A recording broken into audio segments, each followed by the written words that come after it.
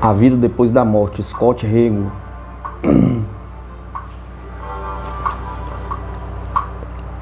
A mente fora do corpo.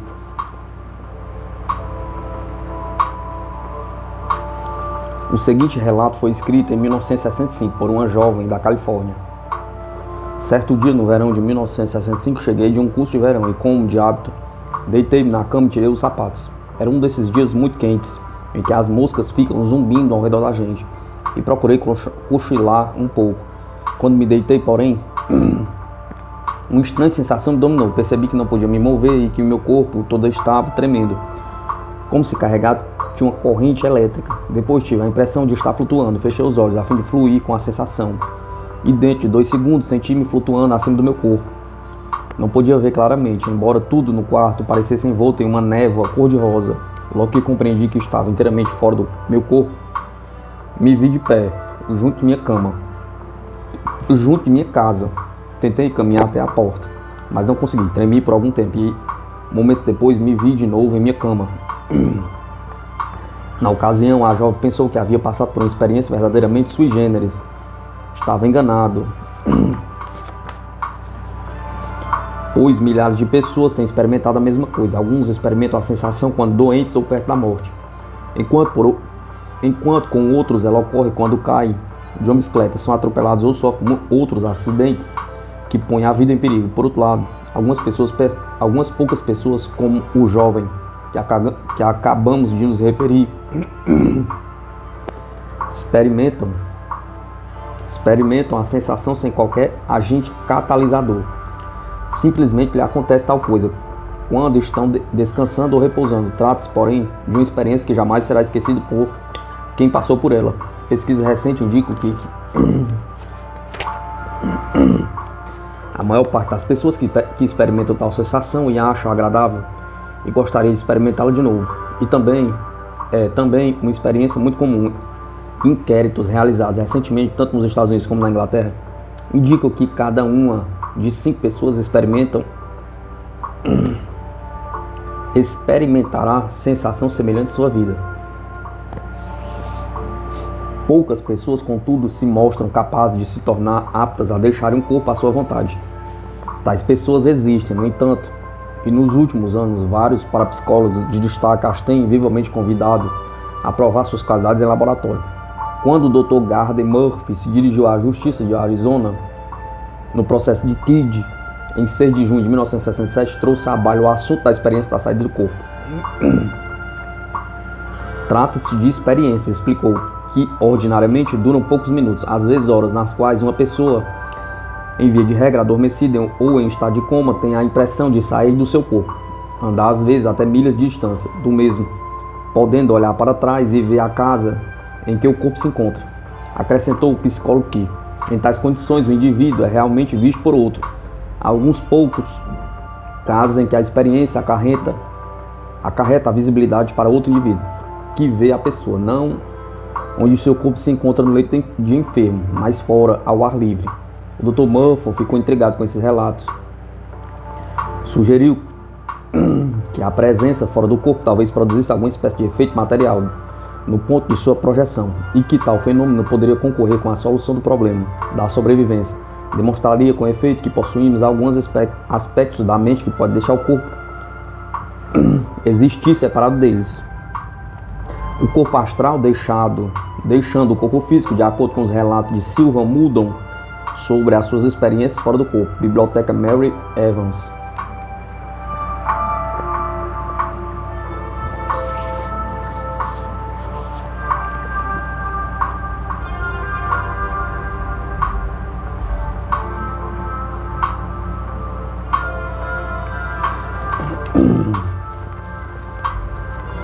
Esse ponto de vista era de há muito definido pelos partidários da teoria da sobrevivência. Parece lógico concluir que, se a mente pode funcionar afastada do corpo durante certo tempo, também poderia ser capaz de funcionar fora dele permanentemente. Por isso é que alguns pesquisadores se interessam pela experiência fora do corpo, certo de que o estudo desse fenômeno é de suma importância para o problema da sobrevivência. Os dados apresentados no capítulo anterior demonstram a imensa dificuldade de se mostrar que os mortos podem entrar em contato com os vivos, literalmente, diretamente. As experiências fora do corpo nos oferecem a possibilidade de resolver o problema da sobrevivência, mostrando que os vivos possuem a capacidade inata de sobreviverem ao choque da morte. É por isso que a pesquisa da natureza das experiências da mente fora do corpo se tornaram de importância primordial na questão da sobrevivência. A chave da questão em jogo é muito simples. A saída para fora do corpo é uma forma verdadeira do fenômeno psíquico? Pergunta. E se assim é, algo realmente objetivo ou identificável deixa de fato o corpo durante a experiência? Pergunta. Provas dessas duas possibilidades chegam-se automaticamente à conclusão de que a experiência fora do corpo será afinal usada para sobrepujar a morte. Experiências fora do corpo. Os parapsicólogos têm se interessado pelas experiências fora do corpo desde o tempo de F.W.H. Mears, mas apenas há bem poucos anos a atenção se voltou para a exploração de seus parâmetros. O tópico jamais se tornou o ponto focal de um sério esforço investigativo, porque não se enquadrava perfeitamente na concepção severa da parapsicologia adotada na década de 1930. Os pesquisadores induziam saídas do corpo com seus examinados através da hipnose e tentavam fazer com que seus corpos astrais liberados produzissem ruídos ou afetassem balanças muito sensíveis. Tentaram mesmo fotografar a duplicata humana. Foi alcançado considerável sucesso. Como é muito difícil avaliar hoje tal pesquisa, mas é muito difícil avaliar hoje tal pesquisa. A primeira tentativa de estudar o fenômeno cientificamente, mais recentemente, ocorreu em 1965, quando o Dr. Charles Tart, psicólogo da Universidade da Califórnia, em Davis, voltou sua atenção para o assunto. Seu interesse surgiu quando um jovem o procurou, dizendo que experimentava a sensação de sair do seu corpo durante a noite. A reação de Tart foi sugerir que ele cortasse alguns pedacinhos de papel, escrevesse números neles, colocasse-os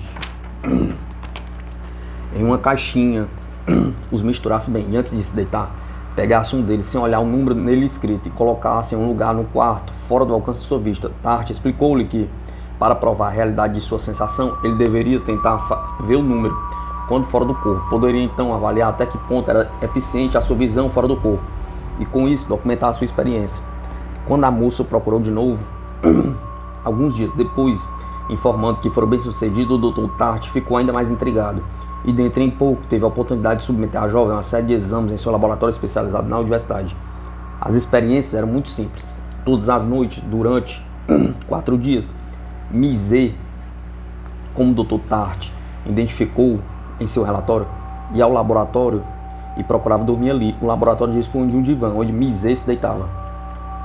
Depois de ser ligado a eletrodos, por sua vez ligados a um polignato que registrava as ondas cerebrais e outras atividades fisiológicas durante o sono, uma saliência se estendia da parede, por cima do divã. Cada noite era colocado ali pelo psicólogo um papel onde estava escrito um número de 5 algarismos. Mizé era instruída para dormir e durante a noite se via fora do corpo, flutuando e memorizava o número. Um interfone ligava a câmara do sono a outra sala adjacente com equipamentos, onde um pesquisador dirigia a experiência, de modo que a jovem pudesse comunicar o número imediatamente. Nada de interessante aconteceu durante as 3 primeiras noites, mas a 4ª sessão foi coroada de retumbante sucesso. Pouco depois de 6 horas da manhã, a paciente chamou no interfone, anunciando que tinha saído do corpo e disse o número do pesquisador. Citou corretamente todos os 5 algarismos. E mais sugestivo ainda foi o que as ondas cerebrais estavam mostrando naquele momento crítico. O eletroencefalograma revelou que pouco antes de chamar no interfone, Mizé saíra do sono normal para um estranho inclassificado estágio letárgico que não se situava exatamente nem no sono nem na vigília. Isso sugeriu ao Dr. Tart que algo mais que uma simples percepção extrasensorial explicava o sucesso da paciente. Mais tarde, soube-se que o número na saliência da sala poderia ser lido acendendo-se uma lanterna elétrica e vendo-se o reflexo em um relógio que ficava acima dele. Não houve prova, contudo, de que a paciente soubesse daquilo ou levasse uma lanterna elétrica para o laboratório. E é provável que o menor movimento de sua parte afetasse os eletrodos ligados ao seu corpo.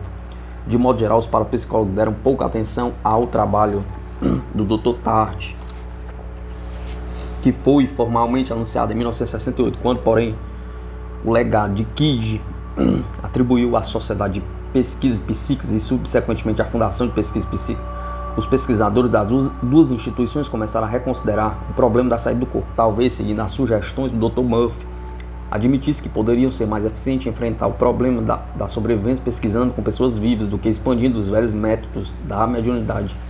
A questão passa a ser a de demonstrar que possuímos a capacidade de sobrevivermos e não se o contato com os mortos pode ser estabelecido diretamente. O resultado disso foi que, nos anos seguintes, ambas as entidades dedicaram muito tempo, energia e dinheiro estudando o problema da experiência fora do corpo. O objetivo era encontrar um meio de demonstrar que algum aspecto da mente é suscetível de deixar o corpo durante a experiência fora do corpo, uma vez que tal descoberta poderia ser considerada uma prova da existência da alma. A pesquisa estaria bem dentro do espírito. Desculpem o trocadilho do testamento de Kidd. Estudos sobre a natureza da visão fora do corpo. As pesquisas sobre o assunto foram iniciadas na Associação Americana de Pesquisa Científica pelo Dr. Carles Ozies, por muito tempo diretor de pesquisa da organização. O Dr. Ozies já se interessava antes pelas pesquisas daquela natureza, e o dinheiro de Kidd, que lhe deu a oportunidade de que necessitava para dedicar todo o seu tempo àquele trabalho, depois de se inteirar do assunto através de leitura, chegou à conclusão de que o melhor meio de enfrentar o problema seria estudando a natureza da visão fora do corpo. Raciocinou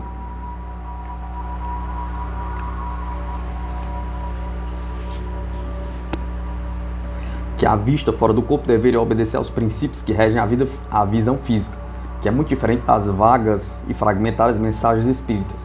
Esperava mostrar que o paciente da viagem fora do corpo poderia ver de maneira muito mais consistente do que seria de esperar em um paciente no espiritismo. Também esperava provar que a visão fora do corpo seria limitada pelos fatores que interferem na visão comum. Por sorte, o Dr. Ozies não teve de esperar muito tempo antes de poder pôr à prova as suas ideias. A oportunidade surgiu quando começou a experiência com Ingo Swann, um dos mais pitorescos adeptos do espiritismo, há muito tempo residente em Nova York. Ingo Swann é um ex-funcionário das Nações Unidas, louro, bem apessoado, apreciador de um charuto, que se tornou muito conhecido no país por suas qualidades psíquicas. É também um artista profissional. Descobriu que podia sair do corpo quando era criança. Foi operado para ablação das amígdalas. Anos mais tarde, já adulto, aprendeu a controlar aquele especialíssimo talento. Verificou que não somente podia projetar um elemento de sua mente completamente fora do corpo, como também continuar ao mesmo tempo inteiramente consciente.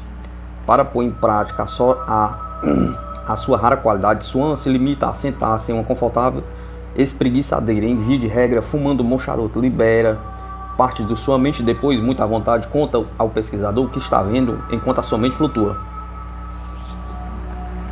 O Dr. Ozies e sua assessora Janet Mitchell realizaram uma série completa de experiências com Swann na Sociedade Americana de Pesquisa Psíquica em 1972. Para os primeiros testes foi especialmente preparada uma sala na sede da sociedade. Swann deita-se na espreguiçadeira, ligada a um poligrafo, e era convidado a projetar sua mente para o teto e ler uma plataforma semelhante a uma caixa nele suspensa. Na caixa eram colocadas duas figuras perto uma da outra, e Swann tinha de olhar para uma delas, descrever e depois girar a plataforma e olhar para outra figura. Posteriormente era convidado a desenhar o que vira. Foram feitas várias experiências usando o mesmo processo, mas figuras diferentes eram usadas em cada prova. Não é difícil descobrir a racionalidade de tais testes, se eram colocados 3 objetos perto uns dos outros na plataforma. Ozies queria saber se Swann via todos eles e na devida perspectiva de uns com relação aos outros. Ozies acreditava que isso mostraria que a viagem astral é um fenômeno muito diferente da telepatia e da clarividência normais. uma vez que tais qualidades raramente são muito precisas. Tal coisa, ao contrário, mostraria que algo realmente saiu do corpo durante a experiência. O mínimo que se pode dizer é que Swan atuou sensacionalmente.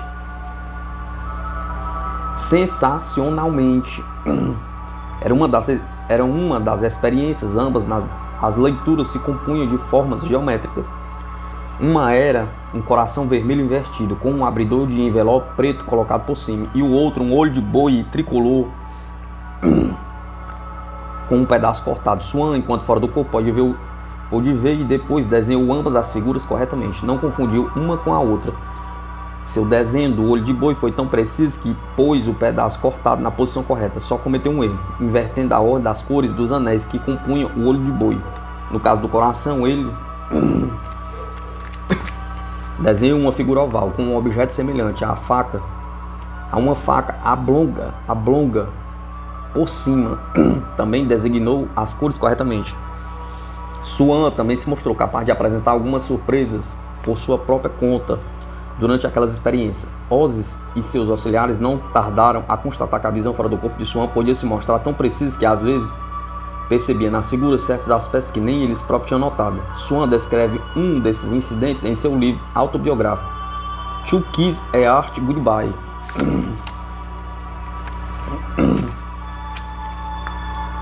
O espiritualista americano Ingo Swann obteve espetacular sucesso visitando os alvos desenhos com números 37 e 40 durante uma viagem fora do corpo, depois desenhando o que viria ao lado a traço. Biblioteca Mary Evans.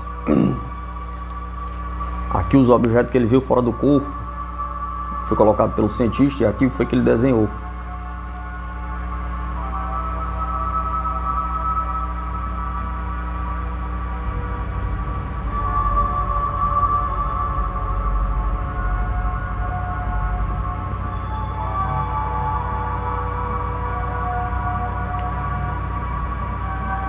Ele só não colocou a flecha do coração direito na posição correta. De cima ele fez correto.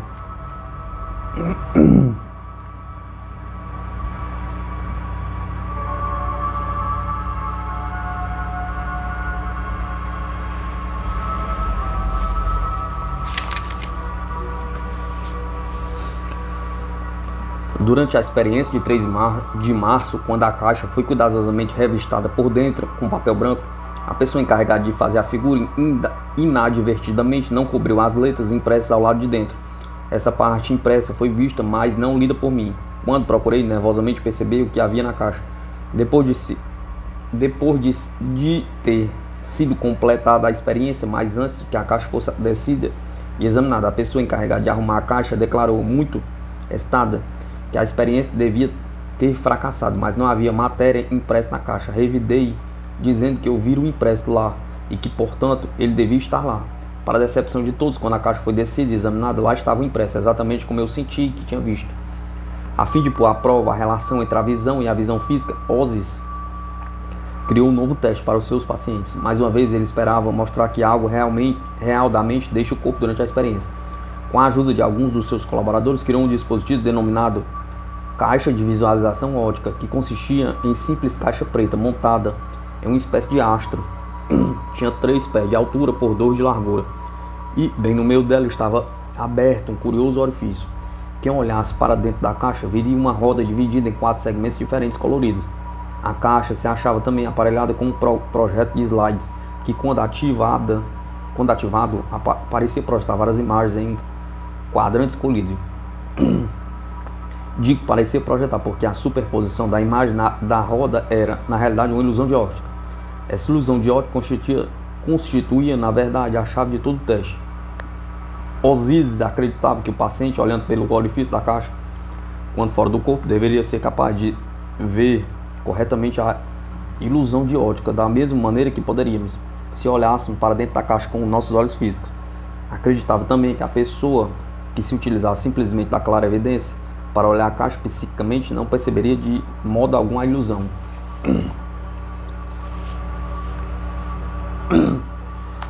Para o teste da caixa mágica, Ozzy retrucou outro médium para cobaia, Alex Thanos,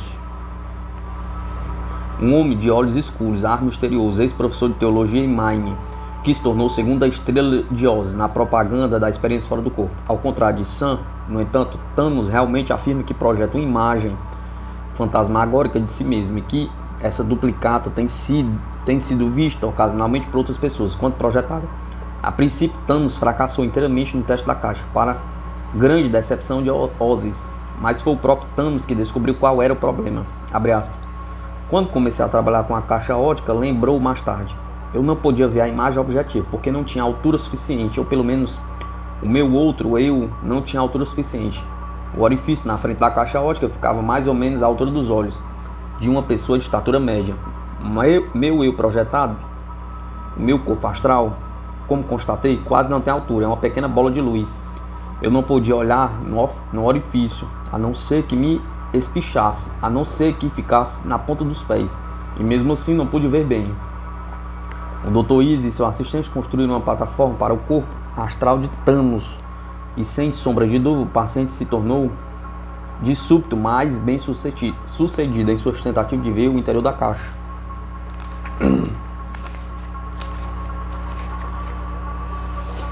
Experiências para localizar o ego fora do corpo.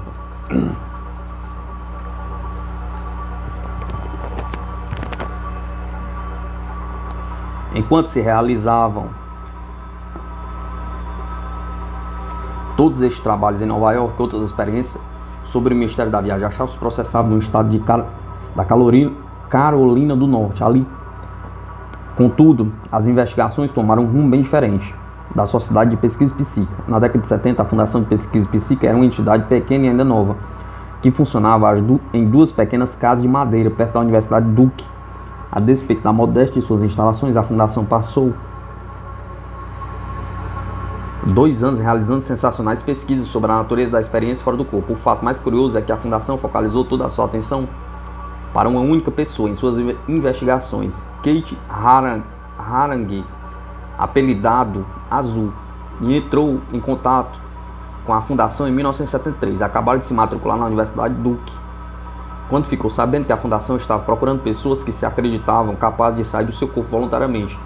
Como tiveram experiências nesse sentido desde criança, ofereceu prontamente o seu serviço. A sua afirmação de que conseguia sair do corpo voluntariamente despertou imediatamente o interesse dos investigadores da Fundação de Pesquisa Psíquica. O Dr. Robert Morris, então diretor de pesquisa da Fundação, foi prontamente encarregado de organizar e dirigir as experiências naturalmente. O empenho de Morris era constatar se a Azul conseguia realmente sair do corpo, como afirmava.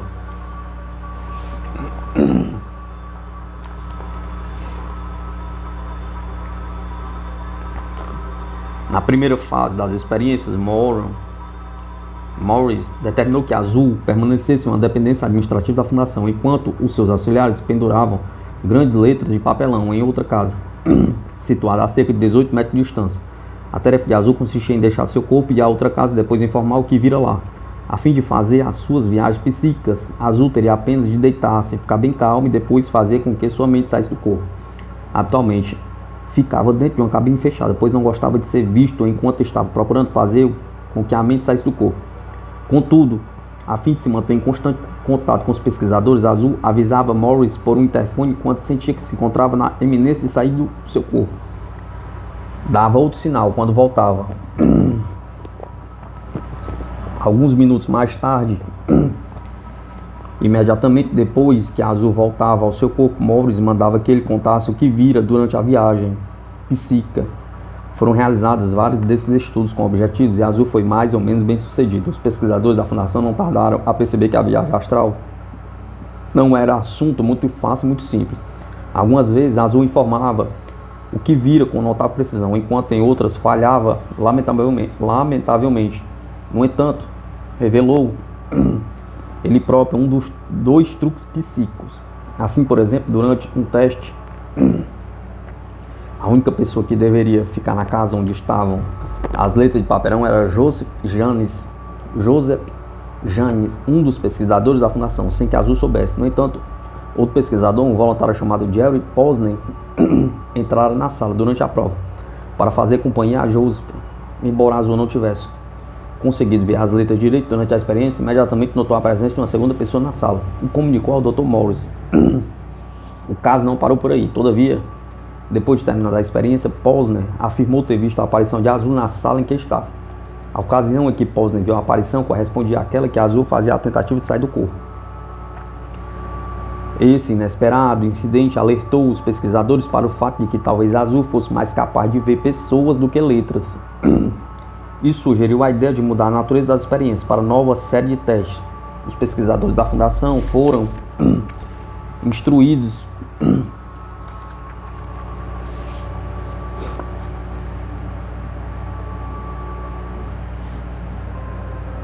para permanecer no centro de meditação da entidade durante todo o tempo da experiência. O centro era um pequeno prédio, logo atrás de 2 prédios administrados da fundação, dos quais era separado por um gramado. Azul era então levado para outro prédio, colocado em uma pequena cabine fechada e convidado a ir ao centro, ver quem se encontrava lá e depois mencionar os seus nomes aos pesquisadores. Azul, naturalmente, ignorava completamente quais dos 10 ou 12 pesquisadores se encontravam no centro. Não bastante, ele se saiu muito bem no primeiro teste.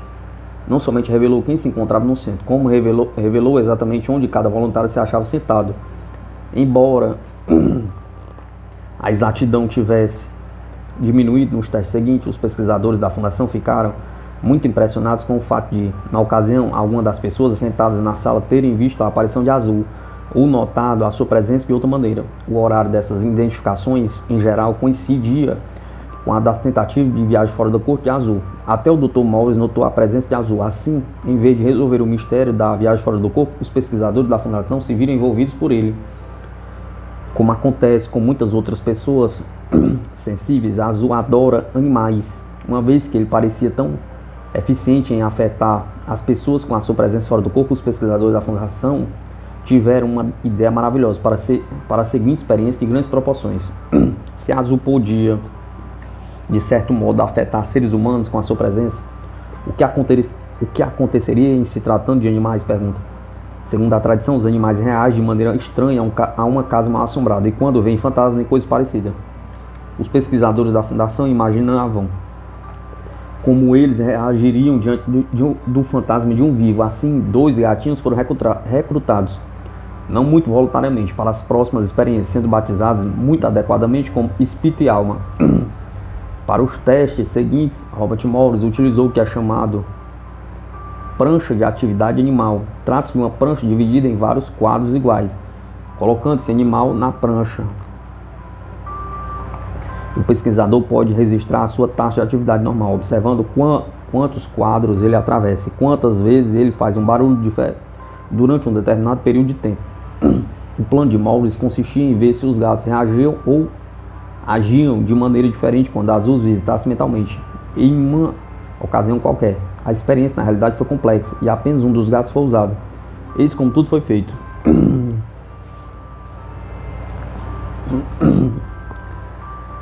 Azul foi levado primeiro para uma sala experimental no hospital da Universidade Duke, situada a cerca de 800 metros da Fundação de Pesquisa Psíquica. Um pesquisador ficou em sua companhia, enquanto outro ficou com um gato no laboratório da Fundação. O pesquisador que ficou com o gato somente foi avisado que, durante a experiência, um telefone tocaria na sala 4 vezes. Cada toque iniciava uma experiência de 2 a 3 minutos, tempo em que o pesquisador deveria prestar toda a atenção no gato, somente em 2 ocasiões. Contudo, Azul se projetava realmente até o animal. Durante as outras 2, ele meramente pensava em deixar o corpo, ou nada acontecia. O pesquisador que tomava conta do gato não tinha ideia em qual dos quadros dos 4 períodos Azul faria as suas tentativas. Sua tarefa consistia unicamente em observar o gato e anotar o seu comportamento durante aqueles 4 períodos.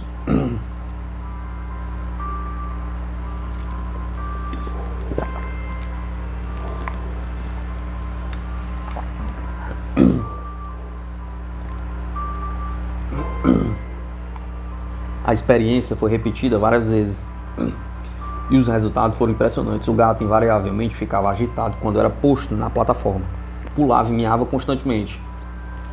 No entanto, todas as vezes que Azul se projetava até ele, o animal se acalmava de súbito, ficando imóvel e sem miar. A mudança de seu comportamento às vezes era tão acentuado acentuada que o pesquisador que estava tomando conta do animal pouco tinha de fazer quando o azul afetava suas visitas. As experiências do gato foram realizadas também com diversos animais.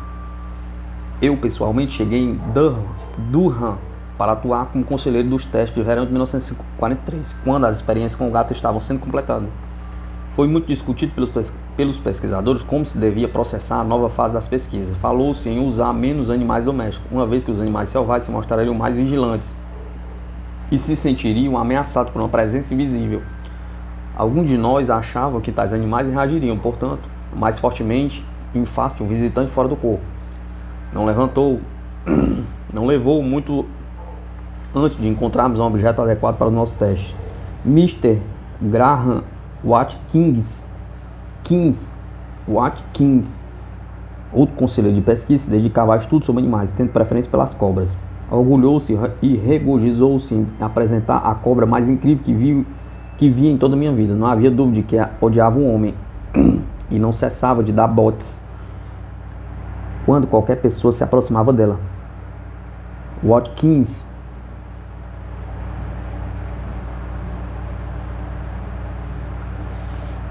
nos ofereceu a cobra emprestada, juntamente com as luvas para pegá-la, a fim de ser usada nas experiências. Para o primeiro teste, um grupo de pesquisadores levou o azul ao hospital da Universidade Duke. Depois de terem acertado os seus relógios com o meu, fiquei na sede da fundação, juntamente com o voluntário. O prédio em que estávamos colocados dispunha de uma cabine isolada, com a janela de observação. A cobra e a sua gaiola foram colocadas ali, enquanto eu observava os seus movimentos através da janela. A experiência foi semelhante à do gato. Limitei-me a observar a cobra e a anotar o seu comportamento, enquanto esperava o telefone do laboratório tocar, o que constituiu o sinal de um período experimental de 3 minutos. Na hora seguinte, o telefone tocou 4 vezes e a Azul tentou se projetar para nós 2 vezes. Não tínhamos ideia de qual dos 2 períodos constituiria o verdadeiro período experimental.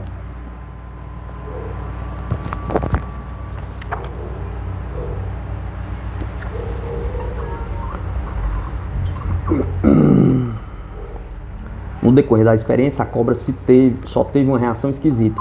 Antes do teste, durante o primeiro período experimental, o animal se manteve calmo, apenas serpenteando tranquilamente dentro da gaiola. Depois passou a se mostrar mais agitada no começo do segundo período experimental. Para meu espanto, ela deslizou, erguendo-se em um lado da gaiola e pareceu disposta a atacar. Mordeu a gaiola furiosamente. Depois, da mesma maneira misteriosa, se acalmou de novo, não tendo apresentado outras reações inabituais durante o resto da experiência. Quando os pesquisadores da Fundação trouxeram a Azul de volta ao laboratório naquela noite, comparamos os tempos. Verificamos que a primeira tentativa da viagem fora do corpo de Azul ocorrera durante o segundo período crítico. Ele nos explicou como simplesmente deixar o seu corpo. Nos viu, tentou chamar a nossa atenção e depois projetou-se na gaiola com a cobra. O tempo em que a Azul disse ter estado com o réptil e o da forte reação do animal coincidiram quase exatamente. Devo acrescentar que tentamos realizar de novo a experiência alguns dias depois, mas a cobra resolveu não cooperar de modo algum. Antes mesmo do teste começar, ela se enroscou e dormiu. Não conseguiu acordá-la, de modo que a experiência fracassou.